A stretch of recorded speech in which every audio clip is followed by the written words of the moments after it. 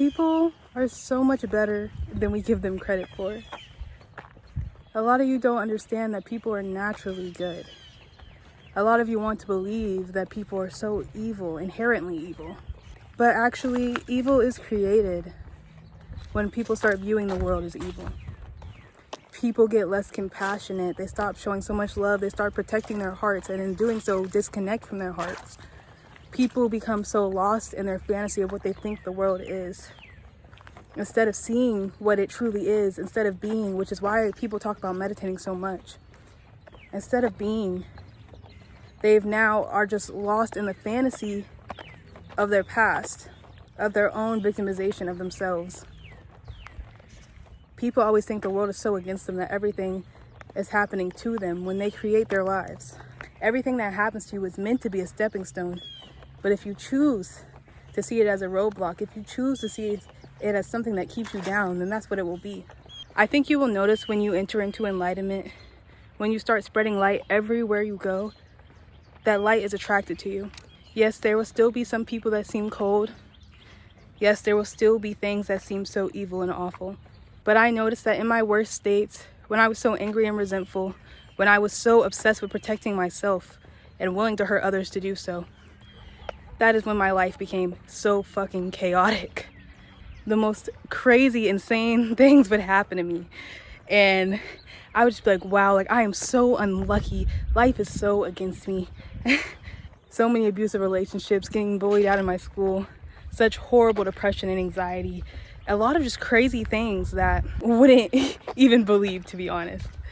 I didn't understand that if these things are so attracted to me, if I'm attracting so much evil, so much anger, so much like unnecessary anger, I felt like so much violence that I just didn't feel like I deserved. If I'm attracting that, there is a reason for it. Even if I wasn't as physically violent as these other people were, I was just in such a victimizing state of mind and such an angry, resentful state. Most of the time I didn't outwardly go and hurt people. I'm not gonna say I never did. But I was in such protection mode. I didn't spread love. I didn't spread happiness. I didn't spread kindness. I stopped giving so many compliments. I stopped smiling. I started to be really defensive.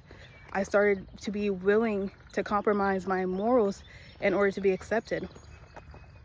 It's a lot of things I did that I am not proud of.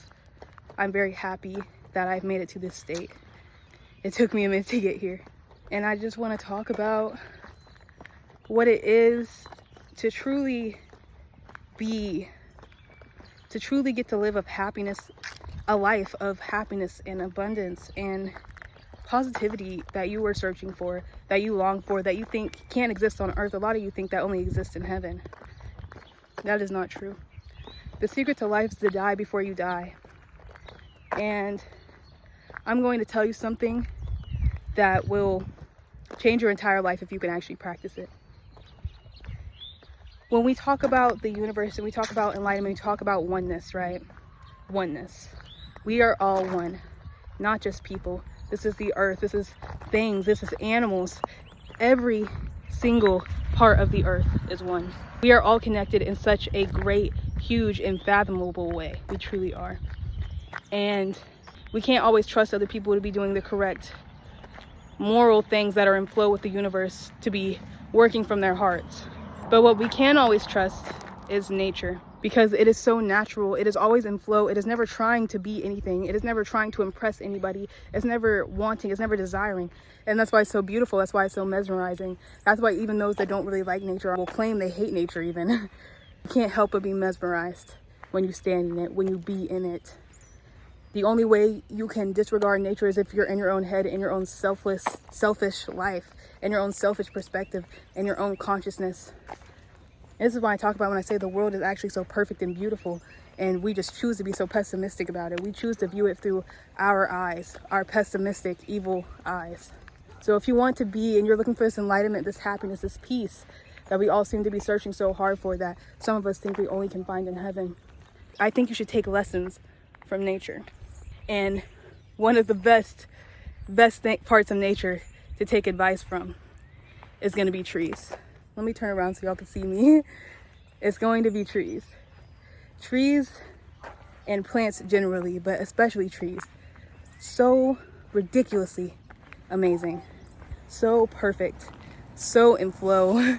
Of course, all nature is in flow, but there is not a better thing that you can possibly aspire to be. You should aspire to be as much like a tree as possible in all the ways. Trees, not only are they effortless, not only are they beautiful, not only do they adapt to any and every circumstance, not only do they spend their whole lives selflessly growing, but they spend their whole life selflessly giving back. And the way they give back is so significant.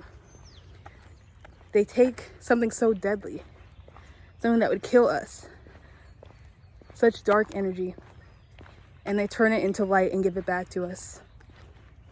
So if you are experiencing a lot of hardship, a lot of stress, a lot of anger, a lot of violence, a lot of bad energy in your life, I want you to think about being a tree for those around you, for yourself. Any bad thoughts, any bad or negative energy that is thrown at you or even created by you, if you can take it in and turn it into beautiful energy, and this is done through being, this is done from seeing the world for what it is instead of through your past perspectives, through your past traumas, through your past pain. Because the world is so beautiful, it's always going to be so beautiful. It is only not beautiful if you choose to see it as not beautiful, if you choose to see it as something so negative and evil. So if you can learn to turn such negative energy, negative thoughts, bad energy, anything, into something positive and beautiful, bright energy, and then proceed to push that out into the world, not just keep it for yourself, push that back out into the world, you will see your life transform. It is endless in abundance from there. Everything you give out, you will get back tenfold. So if you were just spewing all of the bad energy that you receive back out into the world, you are never gonna stop recycling that bad energy. Never, never. You are always gonna have negative energy. Your whole life is gonna be surrounded in bad, dark, negative energy. You will victimize yourself. You will believe the world's just against you, but you are creating that for yourself. You have the power to turn anything into positive, into good, beautiful, bright energy that benefits not only you, but the entire world around you, creates more flow and harmony in the universe, creating more abundance, love, and light for everybody. Y'all make yourself so small, you believe you don't have any power. You create this life, you truly do. You get to choose if it's grand. You get to choose if it's bright and beautiful and full of energy, or if it's dying. If you choose to live in negative, horrible energy, you're telling your body you want to die. And that's why it feels like you're dying. That's why you feel like you're dying. Even from those of you who haven't acknowledged that you want to die, you are literally physically killing your body mentally, internally. You are killing every aspect of your body by choosing to live such a deadly life and such deadly dark energy. Sun and light is our life force. It truly is. You got to choose to surround yourself and envelope yourself, I don't know if that's the word, in this light. You have to make your life light.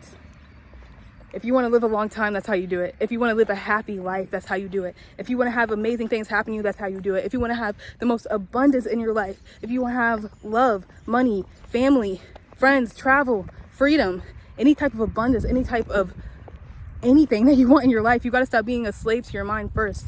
A lot of you want freedom and abundance, but you're a slave to your mind. You make your own life poor. What's up here is what's created out here. I hope you understand this. I hope this hits you where you need it. I hope this helps you change your fucking life. If you like this video, please let me know what stuck with you in the comments. As y'all know, I am an author as well. So if you want to visit this site, you can find workbooks there. I'm also working on a few other books. I am really working on expanding this business. I feel so much love and light from this. I am so excited. I love you so fucking much. I really, really, really do. Have the most amazing day.